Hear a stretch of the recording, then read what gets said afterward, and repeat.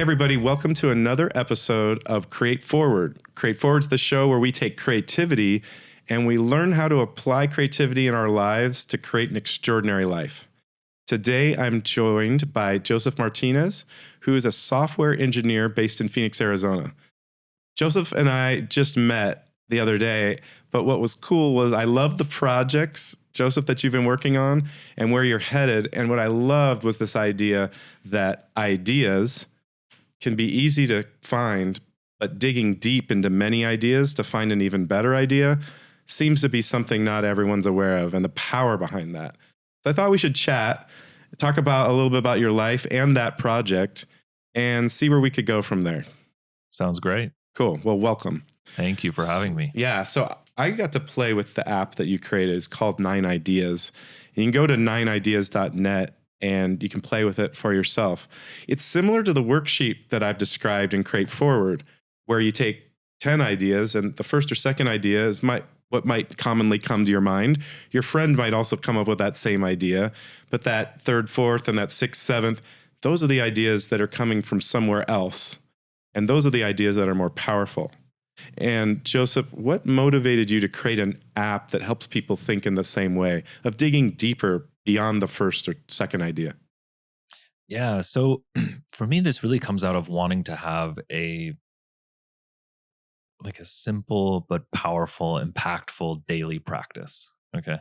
I'm not a religious person, but I think that's amazing that some people start and end their day with prayer, but I'm not a religious person. So that's not going to be my daily practice. Some people, they get out of bed and they run. I used to live here actually in Tempe, Arizona, where we're recording this. And for like 6 months, I had this daily practice where I would get out of bed and immediately my feet would go right into my running shoes and I would run to Tempe Town Lake and then back home, and it was beautiful. It only lasted 6 months, but I was so happy having this daily practice, something that I always come back to. But I'm an entrepreneur. I'm a creative person. Running to Tempe Town Lake and back, that's not exactly the daily practice I'm looking for. I get very excited. There's nothing more exciting to me than coming up with a new idea. So I wanted to develop a daily practice around kind of ideation. Yeah. Training your brain to regularly come up with many ideas. Yeah, and good ideas is the thing. I want to push myself beyond being someone who's just working with the obvious all the time. I realized that for me, okay, so that sounds great. Daily practice, generating ideas. Okay, but what does that look like? And what's standing in the way of you doing that? So let's start with what's standing in the way. I think the hardest thing to do is come up with a topic. So the first thing I did is I generated like a topic bank. Okay. And this had I think 400 different potential topics you could write an idea list on. And my thinking was like a simple, almost like a Rolodex or something, that every day I would kick it on to a new topic. And it didn't matter what it was. I was just going to write 10 ideas. Right. Okay. So what's a topic? Could be something as out there as 10 ideas for children's summer camps, 10 ideas for alternative travel devices. Okay. 10 ideas for travel companies. It doesn't have to be directly related to what you're doing. The point is just to have a practice of writing ideas. It's a mental muscle that you're developing. Exactly. But I'm not going to do it if I wake up and I can't think of a topic, or I'm struggling to find a cool topic for 3 minutes. I'm just not going to do it. So that was the first insight was, okay, I need to just I need to front load all these topics so that there's no resistance. I just open it up, bam, there's my topic, and I just go. Just work. Yeah. So that's where it started. And then okay, so now I have a bank of topics, but what am I going to do? Am I going to make a little Rolodex thing or what? And this is back when I was first learning web development. So this became my first bona fide web development project. I built a very simple website where the user could click a button and it would generate a new topic. Okay. Because sometimes I really know I don't want to do the list on, children's summer camps. I'm just not in that space. So I could click a button and get a new topic. When I found one, I could start writing ideas on that topic. So pretty simple. And then for the most part, I find social media to be pretty soul crushing. may or may not have ruined an entire generation. We'll see. But I thought, is there a way that I can make this into a very minimal social network? So there's a little bit of accountability. I'm going to develop a profile. I'm going to write my ideas every day, and then I'll post them into the public feed. And then my profile will just simply have a link to all my lists, and it'll indicate, okay, Joseph has a current streak of 9 ideas. We'll get into that, but has a current streak of writing a list, for 10 days in a row or 2 weeks in a row, something like that. Right. Well, what I'm hearing is that you take a lot of time when you're developing software to really think about how to keep it simple and easy and almost no thought required other than to do the thing you're supposed to do. And that is a secret to great software that's actually rarely done. Usually it's like, we're going to have these features and we're going to put it in front of them and they are going to have to use it. Yeah, I'm still figuring it out though with this app. And I would love for your listeners to jump on and give it a try, and then reach out if they, especially if they're a designer or a developer and they have an idea about how to make this work, because I still haven't cracked it. There's something about the site. It's not as like fun as I think it should be. I love that.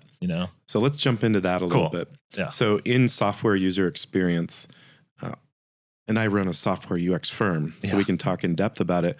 We've created a 5-level ladder or scale for quality of user experience. Mm-hmm. So it's functional, the first rung, then it's usable, second rung. So functional means it works, but no one can figure out how to make it work. Usable, at least someone can generally figure out how to make it work. Mm-hmm. The third rung, though, is comfortable or intuitive. Naturally, without much effort, it all seems to be in the right place, makes sense, and you want to engage with it. But there's still 2 more rungs to the ladder. Most people don't realize that. They think if they've made it intuitive, not. But I love what you tapped into. You said, how is it going to be fun? So the last 2 rungs are delightful and meaningful. That's the higher aspiration for great software. Yeah. So delightful, right? The way we found to make things fun, to build confidence for users, is all around assisting them in the moment. So even though it's their sort of responsibility to build their creative muscle and create 9 ideas, what if you preloaded 1? I mean, they still have to come up with 8 more, but it almost assists them in showing them it's possible to come up with that first one. And maybe you make it a terrible idea. Yep. What we've learned is when we go to lunch, we will throw out the worst possible restaurant. Let's go to McDonald's. Yeah. Just to get it out of the way so that people can start replacing that with a better idea. So one way to make it fun, just as an idea, just as we're talking about software user experience, maybe you preload it with an awful idea. They could even overwrite it or they could keep going. And what does that do? So my insight was, Ward isn't going to do that. He's going to agree that this would be a helpful thing to do, but he's a busy guy and he's not going to do this exercise unless I provide a topic for him. So we're in agreement there. Absolutely. We'll start with the topic. I think that really helps. But then what you're saying is to actually give a little bit of momentum. Yeah. You also actually front load an idea. Just one. Yeah. That's and interesting. A bad one, intentionally bad. Yeah. Because they can one up a bad idea. Okay, cool. Yeah. So I like that. Yeah, I'm totally open. Like I have very little ownership over this thing. I just, and we'll talk more about the actual practice and why I'm still interested in it and why I still, even there's no monetization on this, there's nothing like that. But I think this is a worthwhile problem to sit with for a bit longer. People don't think enough to think about a great idea. Yeah. And this trains people to think a little more to get to a great idea. That's what I love about the app. Yeah. And I could just share maybe directly and say that we did this exercise with some of your students, actually yesterday at ASU. And I noticed what I didn't do well enough in that class was talk about what I think the bar is for an idea. And I saw some of their, like throwing them under the bus maybe, but I saw some of their posts on the site. Some of them I thought were great.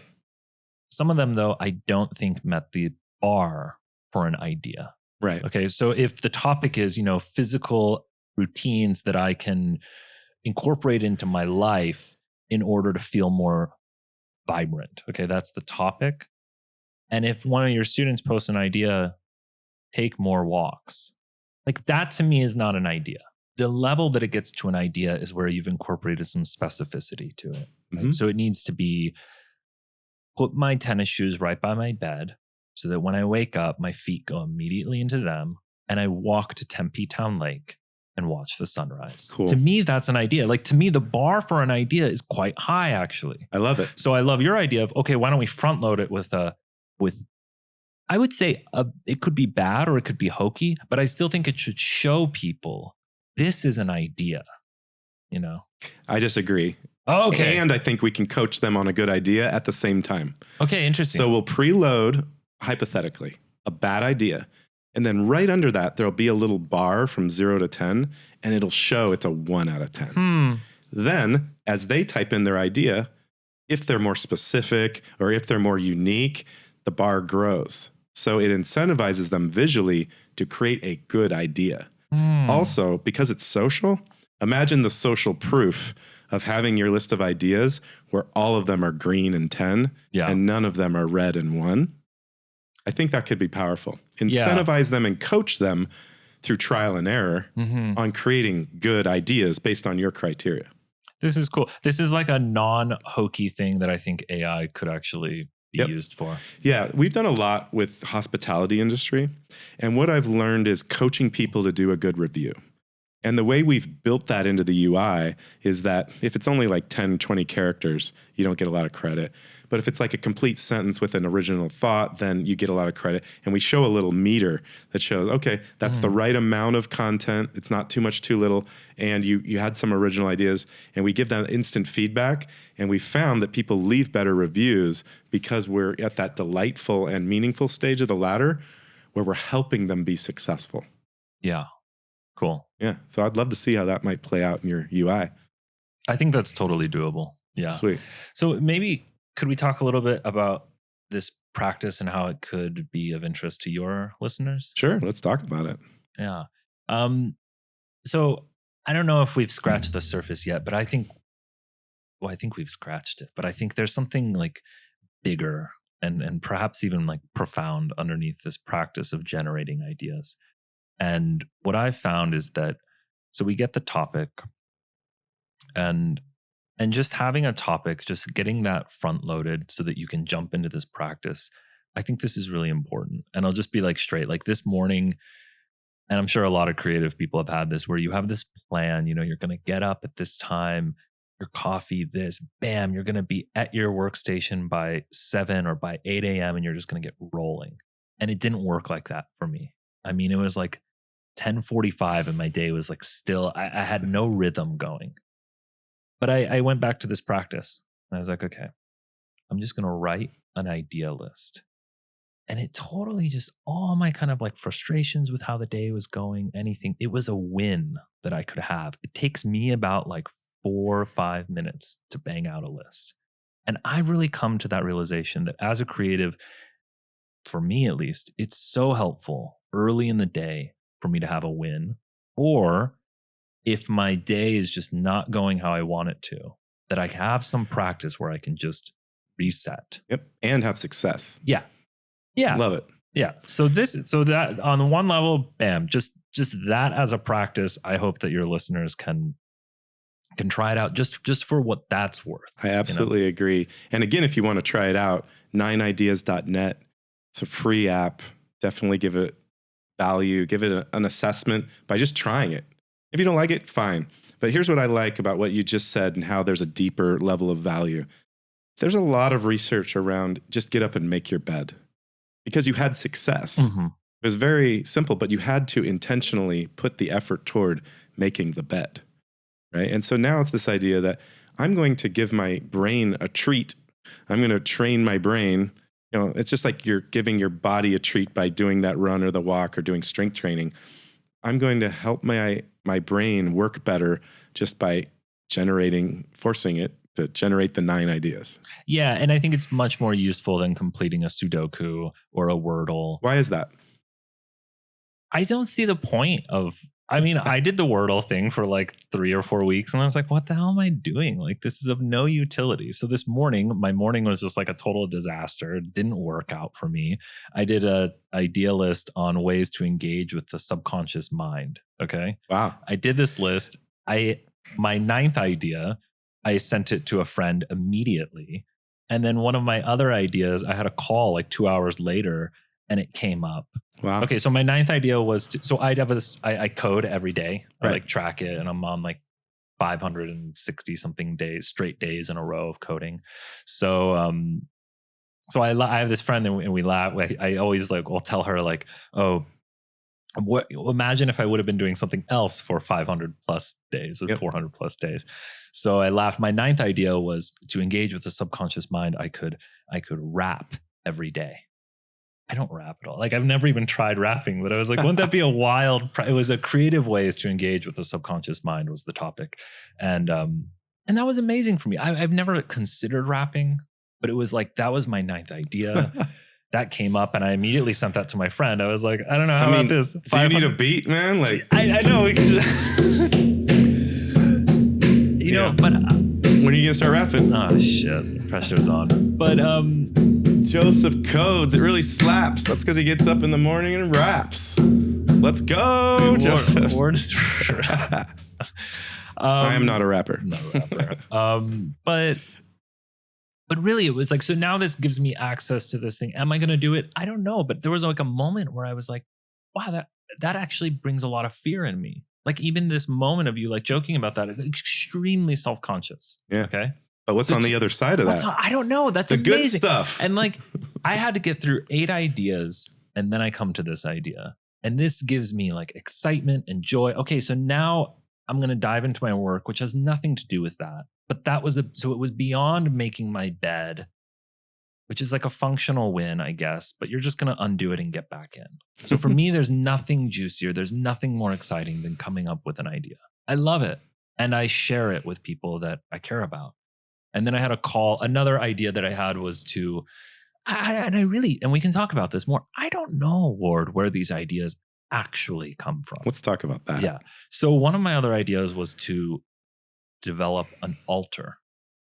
Okay. Mm-hmm. Straight up. Like a spiritual experience. Yeah. I'm not a religious person. And I was like, why don't I, to engage with the subconscious mind, why don't I like build an altar? And just every day I bring something to it. I pray. An offering?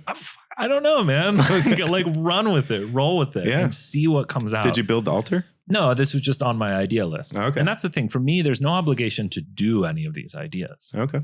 The obligation is just to bring it to the level of an idea. Okay. So I kid you not, like 2 hours later, I'm on this call with this woman, and I'm currently giving these workshops. She's going to be giving workshops at the same facility. So we're just kind of talking on technicalities. And she said, an idea I had was to make altars with these participants.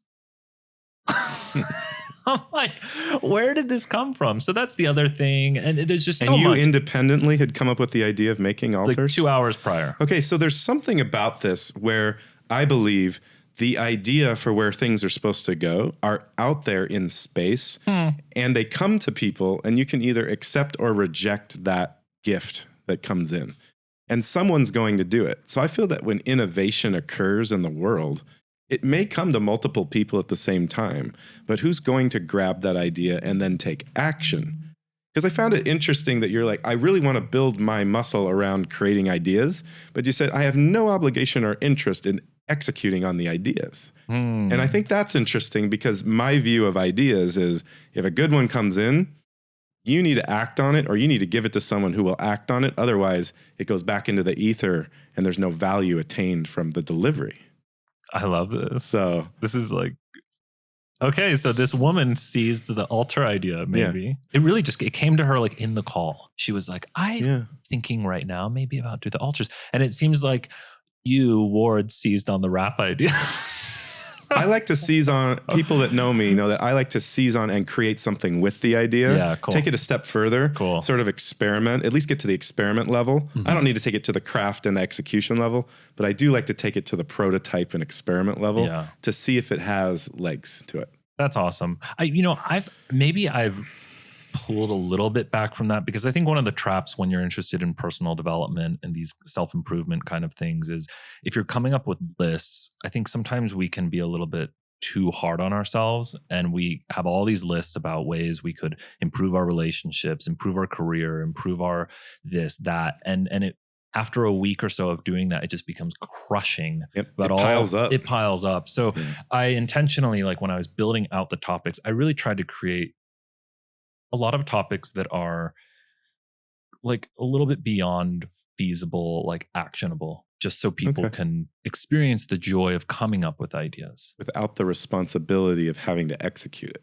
Yeah. Okay. Yeah. I like in a that. sense. But I think your point is, I think it's totally valid. And yeah.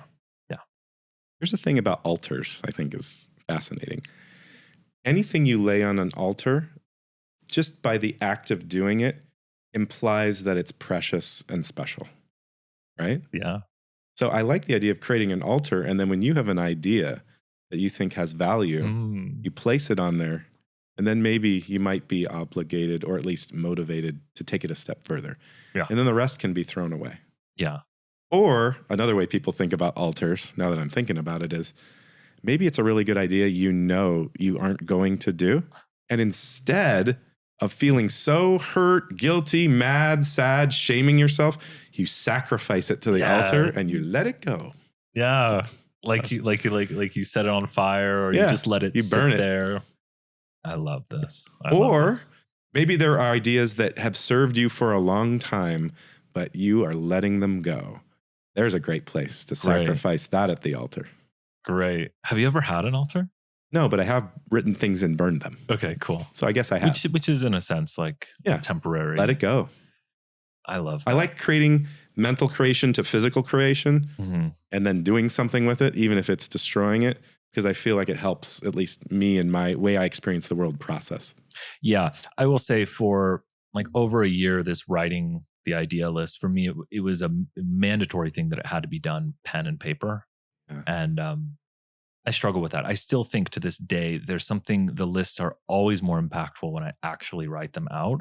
And I think that's the thing. So you're saying with your experience with web development, you have those different like layers, right? And I think I'm probably like still stuck in layer 3. Yep. Comfortable. In using your tool, it is comfortable and generally intuitive. Generally. I don't see any sort of surprise and delight, and I don't know how it provides meaning to my life. Right. But I like the story you told me that by using it, it could create meaning in my life by helping me with my idea muscle. But I feel like we need to educate and bake that into the app somehow. Yeah. So people know that's what they're getting. Yeah. And I'm totally open. It's interesting. I'm so open to the fact that, okay, what does that actually look like? That could honestly translate into progress bars, color, maybe some vibration, maybe some delays in the response time. I like when you get to 9 because I like how your app says you're done. Like it counts it for you. You don't have to like know where you're at. But what if there was a slight vibration when you're done, sort of as a little reward for that? But I think as simple as bad idea seeded, and then this thing letting you know the quality of your idea, it actually can move it all the way to meaningful and delightful. Delightful because now you know you're creating better ideas. Meaningful because there's a real sense of satisfaction. Like, wow, I did that exercise and I'm generally creating better ideas. And look at my progress day over day. Like I'm consistently killing it on my ideas now. Yeah. Like, I think that could really elevate it all the way up the ladder with just those 2 moves. Cool. Well, I'm not cagey on this thing. I will say, for if there's any like software developer type peoples out there, you can easily fork this project. It's just like a simple React project. You can simply like fork it. And if you just want to dive in and take it somewhere, you absolutely can. Yeah. It's really fun. Yeah. Again, if you're tuning in or you forgot, 9ideas.net. And that's spelled out. Yeah. NINE, ideas.net. And you don't have to give your email address to use the site. There's no analytics. It's super lightweight. It's really easy. So do we have time for one more thing about 9 ideas? We do, but we're going to use that inside our expanded version of the podcast that people that are in the Create Forward community can listen to. Sweet. So we'll wrap up for today. If you want to hear the expanded version, go ahead and sign up for a free membership in our community, createforward.co. And for Ward and Joseph, really excited that we were able to dig into ideas and why they matter, and also a little bit into when ideas come in, how do we assess them and maybe do something with them or not? It's been fun and powerful. And the next time you have an idea, think about what the second, third, fourth idea, fifth, sixth, all the way to 9 or 10 is, and then share those ideas with others that might spark ideas from them. We love you. We're grateful that you listen to our show, Create Forward. If you want to see the clips from our show, Instagram or TikTok at Create Forward Show. Please subscribe. Excited to have you listening or watching. Take care. Create Forward.